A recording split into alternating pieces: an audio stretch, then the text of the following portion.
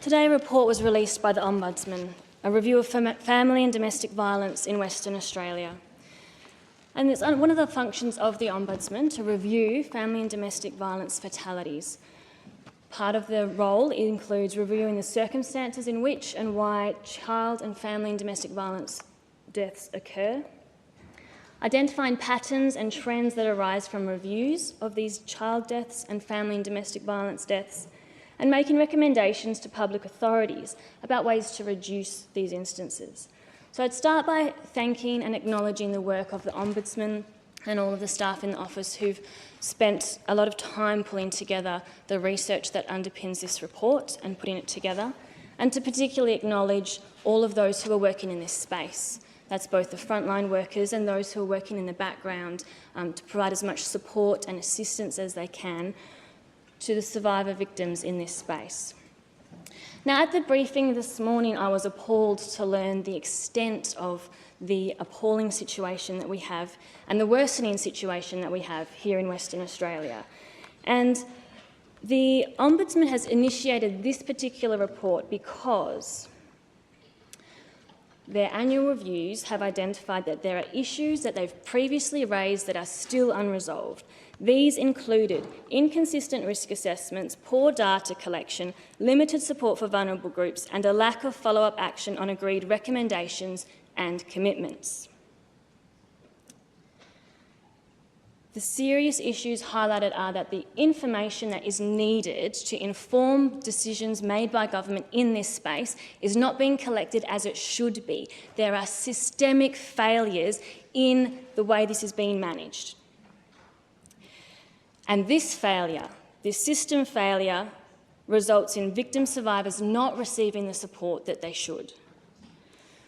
The independent application of how this is done is, I'll go through in detail about how the Ombudsman has actually come to these conclusions and the methodology that they have used.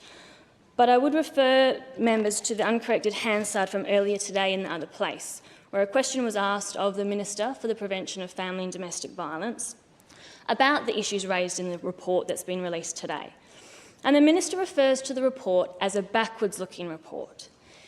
The Minister's comments are completely dismissive of the data that is showing that this situation is just getting worse and worse. It's also not fully understanding and comprehending the importance of essentially the audit that the Ombudsman has done.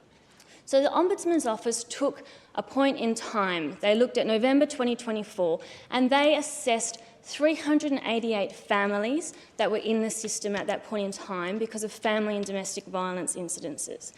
They looked at this data and they found that of 61% of those families were under the risk management framework, the risk assessment framework. 61% of those families are at high risk. And when they are identified as high risk, there are specific supports that are supposed to be available to them.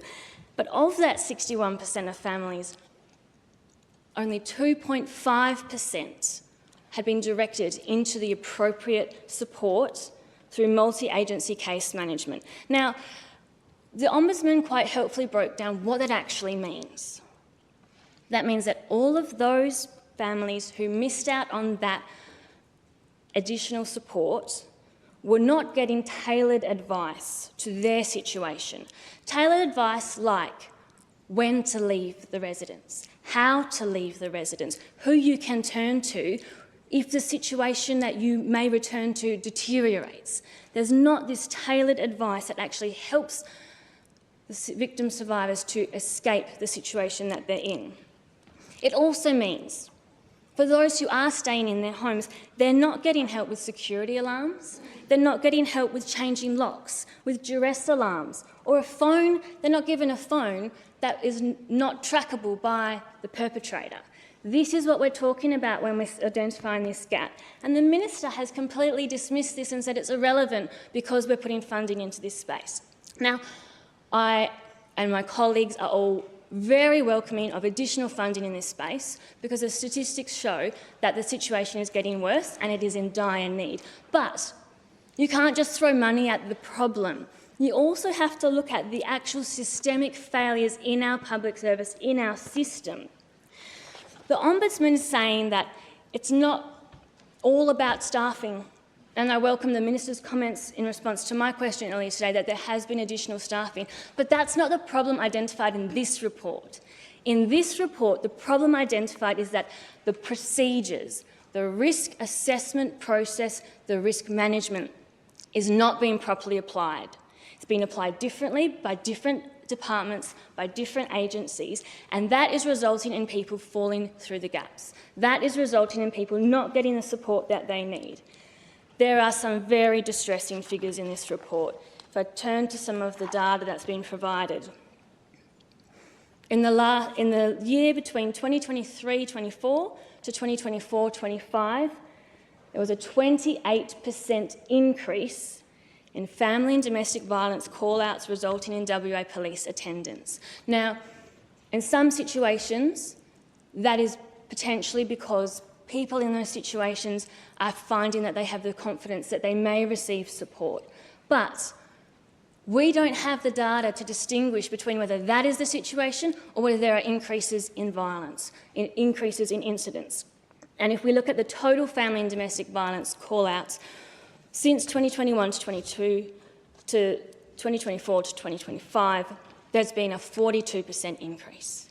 This situation is not acceptable, and for the government to deflect and dismiss it and say we're funding, therefore it's all okay, is just not good enough. This is not what should be done. Very distressingly, particularly in light of the closing the gap comments made by one of my colleagues, the Honourable Jess Beckling, earlier today, Aboriginal people account for 35% of victims, despite being only 3.3% of the population. I'll just pause there because that is incredibly damning data. Now, the work that's been done in this space covers many agencies. It's very complex, and the Ombudsman has made recommendations in this report and highlighted in quite a lot of detail the different issues.